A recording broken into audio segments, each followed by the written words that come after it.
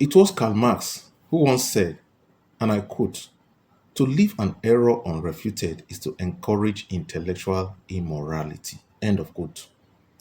Propelled and galvanized by this quote, I have decided to make this video because I have observed that in the past 2 years, the space of information has been allowed to be occupied by the falsity being propagated by Mr. Ayiri and his group.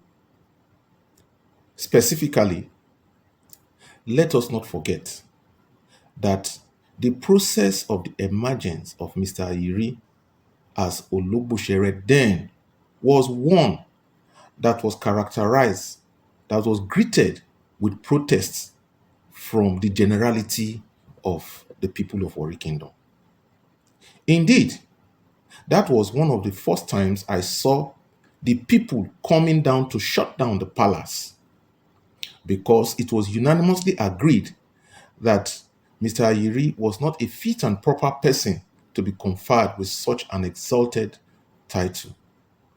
This protest lasted for a couple of days, compelling His Majesty Ogiame Ikenwoli of blessed memory to promise the people that he would never confer this title on Ayiri Emami. Now, upon that promise and with the trust that their king was going to do the needful, the people then gave up the protest.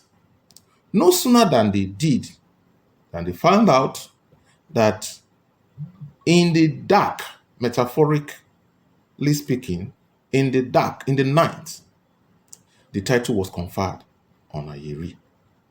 This was notwithstanding the fact that the king, in promising not to confer this title on him, had revealed that there were revelations that should the king confer the title on Ayiri, disaster would befall the land. Perhaps that is what we're experiencing, but the Almighty will see us through. Now, one of the strange things that I have observed is that even those who led the protests against the conferment of the title then on Ayiri, prominent sons and daughters of this kingdom, amongst whom are members of frontline pressure groups, are now being seen behind Ayiri, dancing with Ayiri. So what has happened? What has changed? How did the truth of Ayiri not being fit and proper at that time suddenly change to Ayiri being fit and proper now? Let us not forget that the people called off the protests simply because of their reverence for their king. When the king spoke against the wish of the people went into their houses. Now we have a king who has spoken in support of the wishes of the people. The beneficiary of yesterday is refusing to accept it. But that is not the reason why I'm making this video. I'm making this video because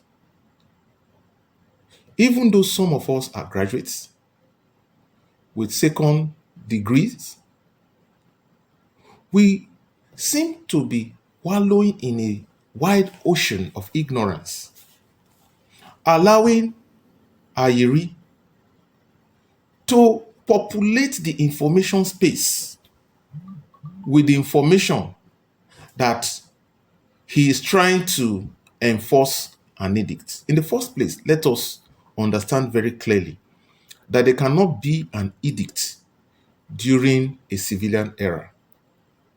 To make this point clearer, it may be imperative for us to distinguish between laws that are made during military regime and those that are made during civilian regime under our legal scaffold. Now, during the military era, when a law is made at the national level, it is called a decree. When it is made at the state level, it's called an edict. But during civilian era, you do not have edict, you do not have decrees. What you have are acts at the national level and laws at the state level.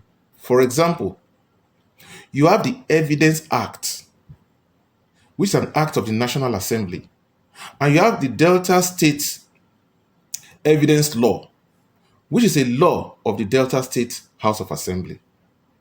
So let us be properly informed. Such statements as Mr. Edict smacks of ignorance. Now, having said that, the question therefore is, what exactly are we talking about